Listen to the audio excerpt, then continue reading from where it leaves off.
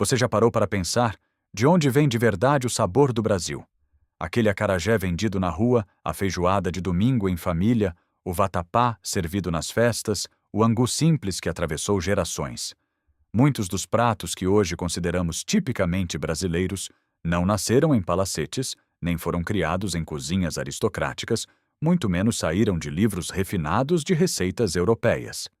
Eles nasceram da dor da escassez, da resistência e da inteligência de pessoas que quase não tinham nada, mas conseguiram transformar restos em alimento-necessidade, em cultura e sobrevivência em identidade.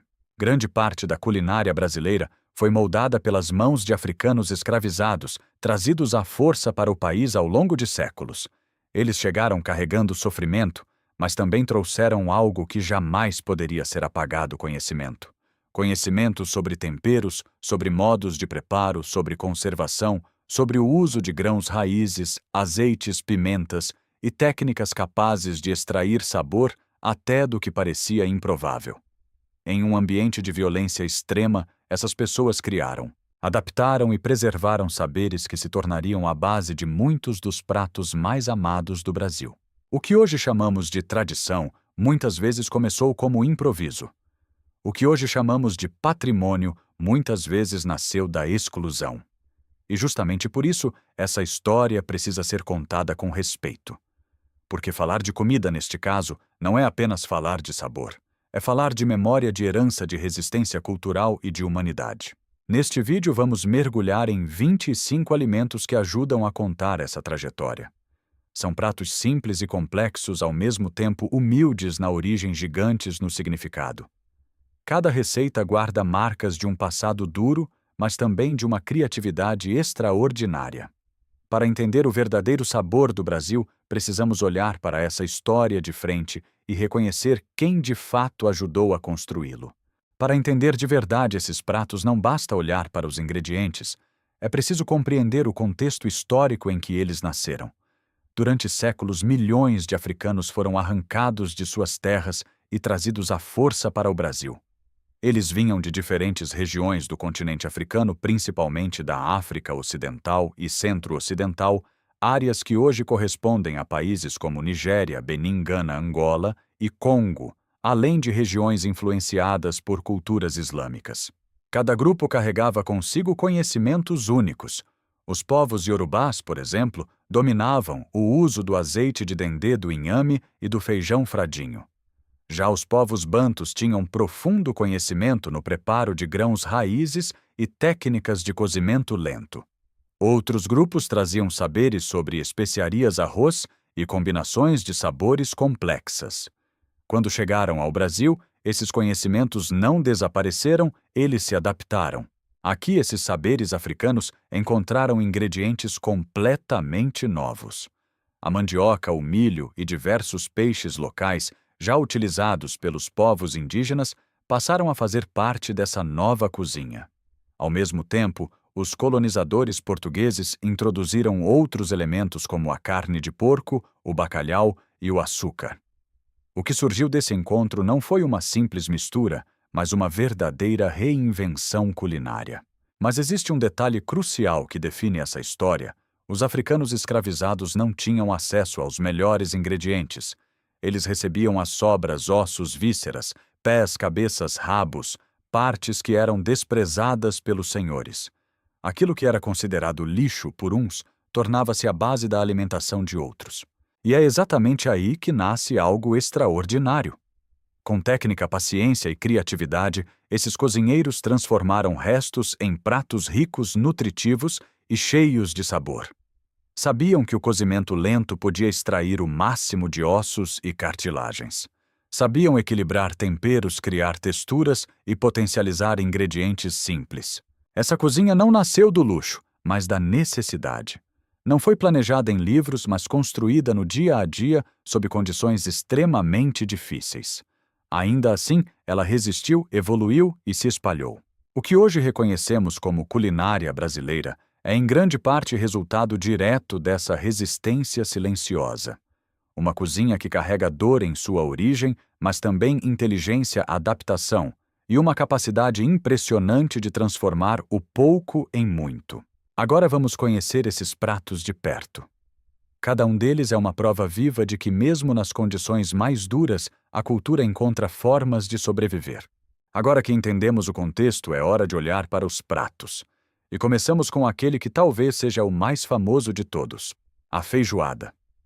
Considerada por muitos como o prato nacional do Brasil, sua origem é cercada de debates, mas há um ponto que não pode ser ignorado. A versão que conhecemos hoje ganhou forma nas senzalas e nos quilombos. Os escravizados recebiam as partes do porco que os senhores rejeitavam: pés, orelhas, rabos, focinho. Enquanto os cortes nobres eram consumidos pela elite, o restante era destinado àqueles que precisavam sobreviver com o que havia. Mas havia conhecimento por trás disso. Africanos já dominavam técnicas de cozimento lento. Sabiam que, ao cozinhar ossos, cartilagens e tecidos por longas horas, era possível extrair gordura, colágeno e um sabor profundo. Ao combinar essas partes com o feijão preto, criaram um ensopado denso, nutritivo e capaz de sustentar o corpo após jornadas exaustivas de trabalho. Com o tempo, a feijoada saiu das senzalas e ganhou as mesas de todo o país. Hoje é símbolo de fartura de reunião e de identidade nacional. Mas sua origem nos lembra que ela nasceu da escassez e da resistência. Logo depois temos o acarajé. Mais do que um alimento, ele é cultura, religião e história viva. Sua origem vem da África Ocidental, especialmente do povo Iorubá, onde era conhecido como acará e oferecido em rituais religiosos. No Brasil, esse saber foi preservado principalmente pelas mulheres negras.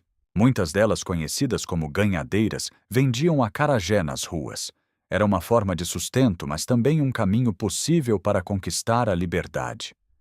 Imagine isso, bolinho por bolinho, preparado sob o sol, carregado em tabuleiros na cabeça, até reunir dinheiro suficiente para comprar a própria alforria.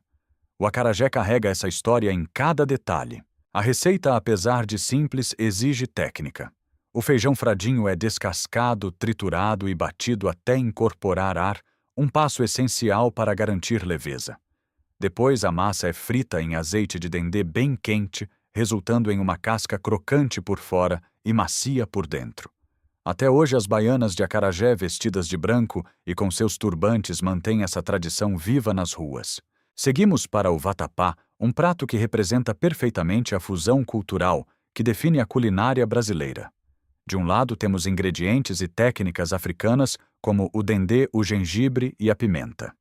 Do outro, adaptações brasileiras, como o uso de pão amanhecido ou farinha de mandioca para dar consistência. O vatapá é um prato que exige paciência. Sua textura precisa ser cremosa, aveludada, nunca líquida demais, nem espessa em excesso.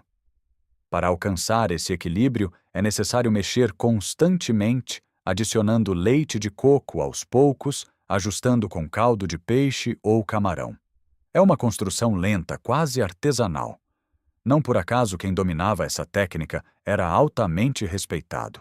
Além disso, o vatapá também possui um significado religioso importante. Nos rituais do candomblé, ele é oferecido aos orixás, tornando-se ao mesmo tempo alimento cotidiano e elemento sagrado. Em seguida temos o caruru, um prato que carrega raízes africanas profundas.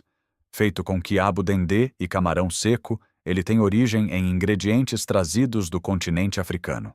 O quiabo, por exemplo, é originário da África e já fazia parte de sopas e ensopados muito antes de chegar ao Brasil. Aqui ele ganhou novos elementos e se transformou. O caruru é presença marcante em celebrações religiosas, especialmente na Bahia, onde é distribuído em festas tradicionais. Sua textura característica, levemente viscosa, pode causar estranhamento para alguns, mas é justamente isso que define sua autenticidade e valor nutricional. Por fim, chegamos à moqueca baiana. Diferente da versão capixaba, a moqueca da Bahia leva dendê e leite de coco, elementos que revelam claramente sua herança africana. O dendê não é apenas um ingrediente, é a alma do prato, responsável pela cor, pelo aroma e pela intensidade do sabor.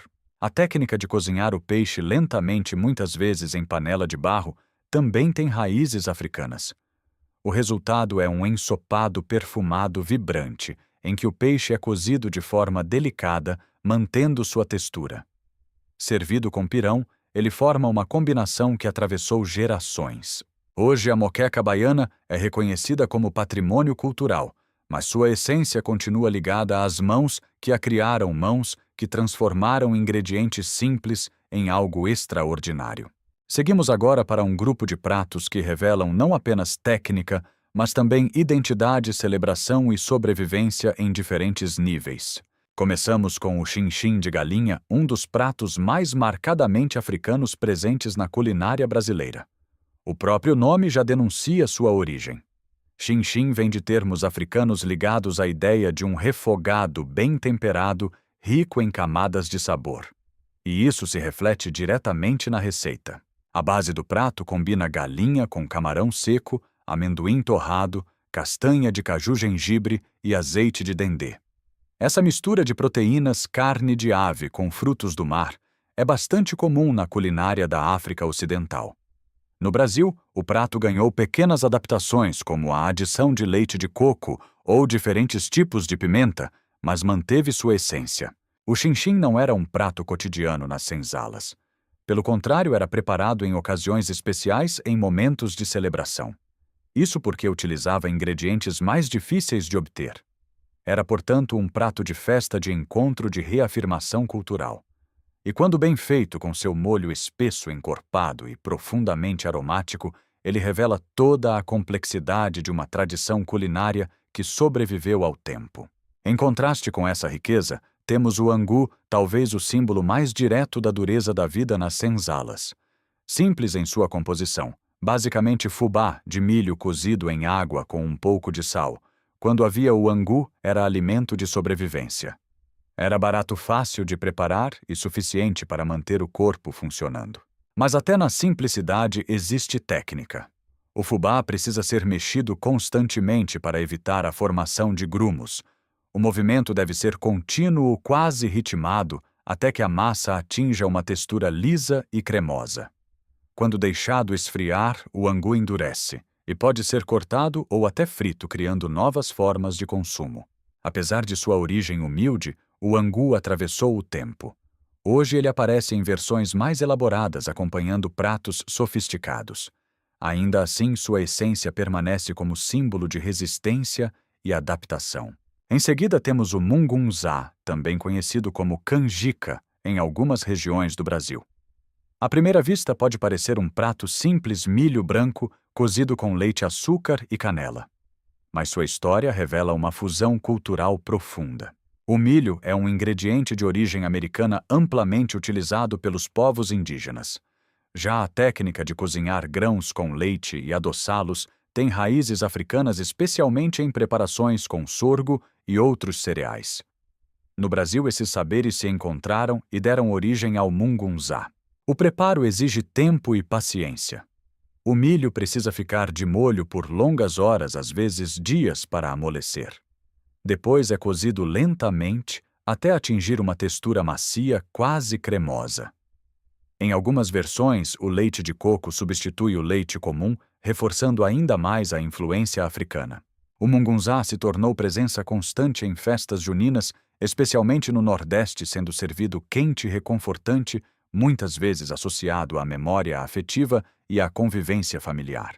Esses três pratos mostram diferentes dimensões da culinária afro-brasileira. O chin-chin representa celebração e complexidade. O angu simboliza sobrevivência e simplicidade. O mungunzá revela a fusão entre culturas e a construção de novas tradições. Juntos eles contam uma história que vai muito além do sabor, uma história de adaptação, resistência e continuidade cultural. Agora entramos em uma das partes mais intensas dessa história. Pratos que nasceram diretamente da necessidade de aproveitar tudo, absolutamente tudo do animal. Nada podia ser desperdiçado. E foi justamente dessa limitação que surgiram algumas das preparações mais profundas, nutritivas e marcantes da culinária brasileira. Começamos com o sarapatel, um prato que pode causar estranhamento à primeira vista, mas que carrega uma tradição antiga e poderosa. Ele é feito com vísceras de porco, fígado, coração, rins, pulmão, refogadas com cebola, alho, pimentão e especiarias. Mas o detalhe mais marcante está no uso do sangue do animal, que é incorporado ao preparo para dar consistência ao molho. Essa técnica não surgiu no Brasil. Ela já era utilizada em diversas regiões da África Ocidental, onde pratos com sangue fazem parte da tradição alimentar. No Brasil, o sarapatel se tornou popular principalmente no Nordeste e em regiões do interior, mantendo viva essa herança. Seu sabor é intenso, forte e direto. Não é um prato que tenta agradar a todos, mas sim um prato honesto que reflete exatamente sua origem. Ele carrega uma mensagem clara: quando se tem pouco, tudo ganha valor. Seguimos com a rabada, outro exemplo de transformação culinária impressionante. O rabo do boi, considerado uma parte sem prestígio, foi durante muito tempo descartado ou ignorado pelas classes mais altas. Mas aqueles que precisavam sobreviver aprenderam a extrair o melhor dele. A rabada exige tempo. Não é um prato apressado. O rabo precisa cozinhar lentamente por horas até que a carne se solte do osso. Durante esse processo, o colágeno presente nas cartilagens se dissolve, criando um molho espesso, brilhante e extremamente saboroso. O resultado é um prato rico, encorpado e profundamente reconfortante. Hoje, a rabada é considerada uma iguaria em muitos lugares. Está presente em restaurantes sofisticados e pode atingir preços elevados. Mas sua origem continua sendo a mesma: o aproveitamento de uma parte antes desprezada. Em seguida, temos a dobradinha, feita a partir do estômago do boi, conhecido como bucho. Mais uma vez falamos de uma parte do animal que era rejeitada. No entanto, com preparo adequado, ela se transforma completamente. A dobradinha é preparada com o bucho limpo e cortado em tiras, cozido lentamente com feijão branco, tomate e pimentão, e em algumas versões, linguiça. Sua textura é única, levemente elástica, mas macia quando bem cozida.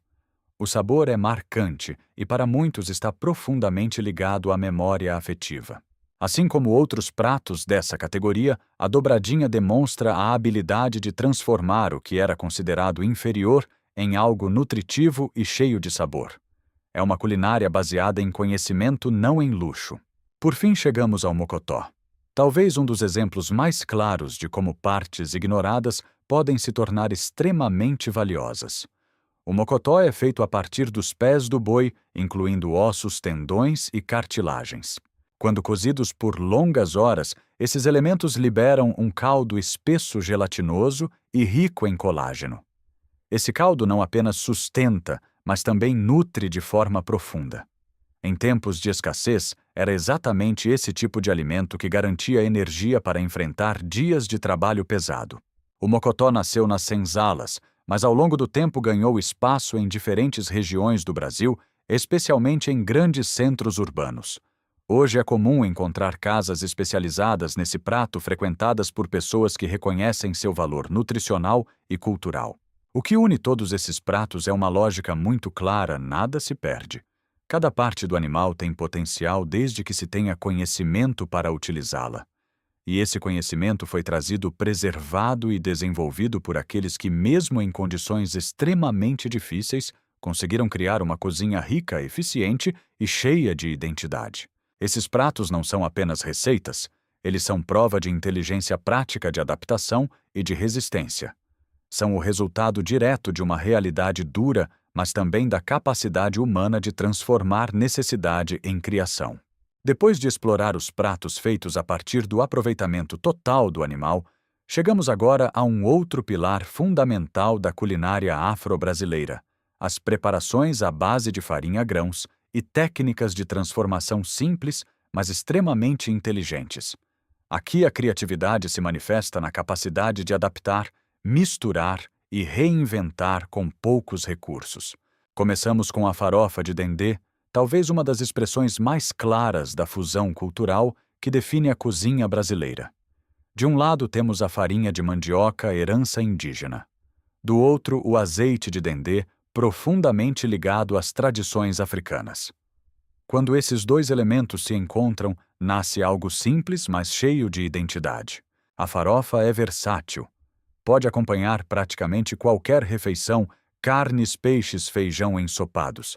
Mas a versão feita com dendê tem um caráter especial. Sua cor dourada intensa, seu aroma marcante e seu leve toque picante fazem dela mais do que um acompanhamento, ela se torna protagonista. É um prato que não exige complexidade, mas carrega a história em cada colherada. Em seguida temos o pirão, que representa talvez a forma mais pura de inteligência culinária. O conceito é simples: aproveitar o caldo que sobra de um preparo, seja de peixe, de carne ou de galinha, e transformá-lo em um novo alimento. Basta adicionar farinha e mexer até atingir uma consistência cremosa.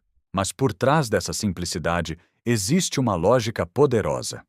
Em um contexto de escassez, desperdiçar não era uma opção. O pirão surge exatamente dessa necessidade de extrair o máximo de cada ingrediente. Ele é nutritivo, saboroso e profundamente ligado à ideia de reaproveitamento. Até hoje é presença quase obrigatória ao lado de pratos como moquecas e ensopados. Seguimos para o cuscuz de milho, um exemplo perfeito de adaptação cultural. O cuscuz tem origem no norte da África, onde era preparado com sêmola de trigo. Quando chegou ao Brasil, os africanos adaptaram a técnica ao milho, ingrediente abundante no território. O resultado é um alimento completamente integrado à rotina brasileira, especialmente no Nordeste. O cuscuz é leve e úmido, preparado no vapor e consumido no café da manhã, muitas vezes com manteiga-leite, ou acompanhando carnes como a carne de sol.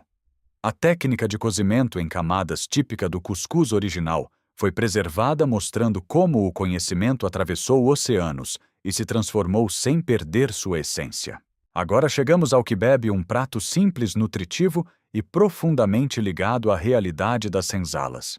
Feito a partir de abóbora cozida, temperada com cebola, alho e, quando possível, alguma proteína como carne seca, o quibe era uma solução prática. A abóbora era um ingrediente acessível, fácil de cultivar e altamente nutritivo.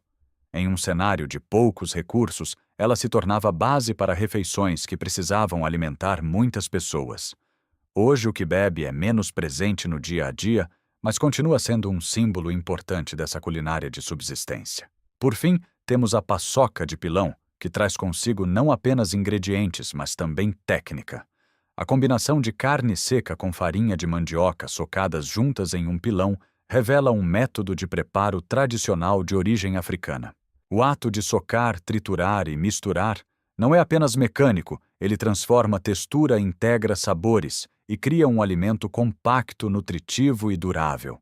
A paçoca era ideal para viagens, para longos deslocamentos e para quem precisava de comida que resistisse ao tempo sem estragar facilmente.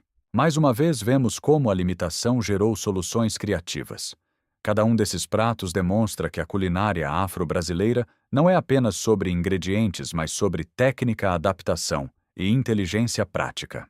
Essas preparações mostram que, mesmo com poucos recursos, é possível criar alimentos completos, saborosos e culturalmente ricos. São exemplos claros de como a necessidade pode se transformar em tradição e como o conhecimento pode atravessar gerações, mesmo em condições adversas. Chegamos agora à parte final dessa jornada. Um conjunto de pratos que mistura sobrevivência, tradição, religiosidade, rua, doçura e memória. Aqui vemos com ainda mais clareza como a culinária se tornou uma ferramenta de resistência, sustento e até liberdade. Começamos com a buchada. Um prato que representa o aproveitamento total do animal. Feita com vísceras de bode cuidadosamente limpas, temperadas e cozidas lentamente, a buchada é resultado direto de uma lógica de sobrevivência. Nada pode ser desperdiçado. Em regiões do sertão onde os recursos sempre foram limitados, esse tipo de preparo se tornou essencial. Mas mais do que necessidade, a técnica envolvida. O tempero. O tempo de cozimento e o cuidado no preparo transformam algo bruto em um prato rico e cheio de identidade. Seguimos para o arroz de Haussá, um prato de origem africana direta. O nome remete ao povo Haussá, que trouxe consigo conhecimentos sobre o preparo do arroz com gordura coco e temperos específicos. No Brasil, esse prato se enraizou especialmente na Bahia. Ele é simples à primeira vista, mas carrega consigo uma história de travessia, de deslocamento forçado e de permanência cultural. Depois temos o abaré, muitas vezes confundido com o acarajé, mas com diferenças importantes. Enquanto o acarajé é frito, o abaré é cozido. A massa de feijão fradinho é temperada com dendê e outros ingredientes, depois envolvida em folha de bananeira e levada ao cozimento. Esse método preserva umidade e sabor, criando uma textura mais macia e delicada. Assim como o acarajé, o abaré está profundamente ligado à tradição das mulheres negras que mantiveram viva essa cultura. Agora entramos nos doces, começando pela rapadura.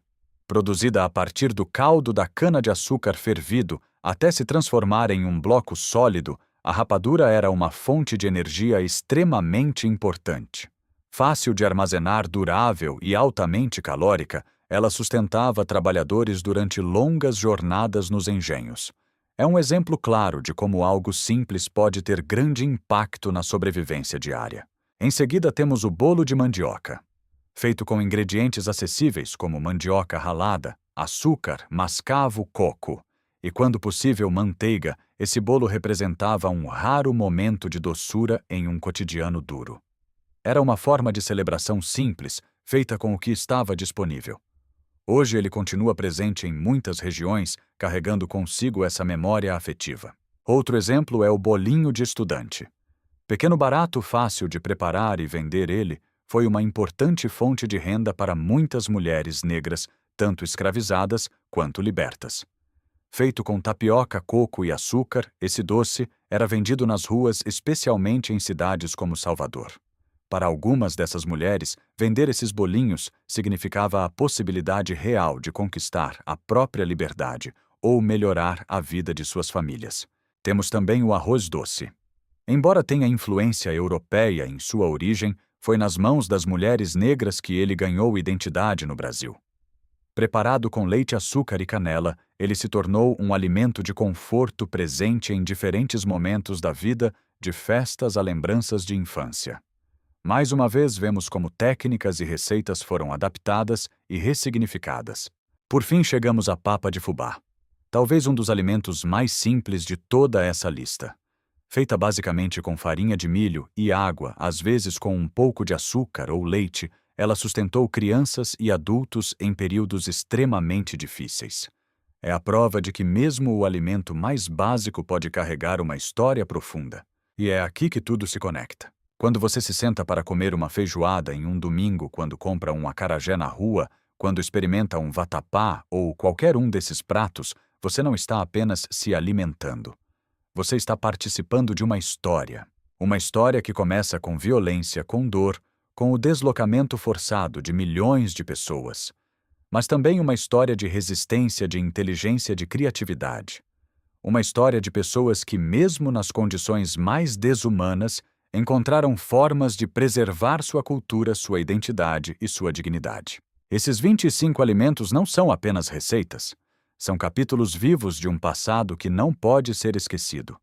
Eles mostram que, mesmo diante da escassez, o ser humano é capaz de criar, transformar e resistir.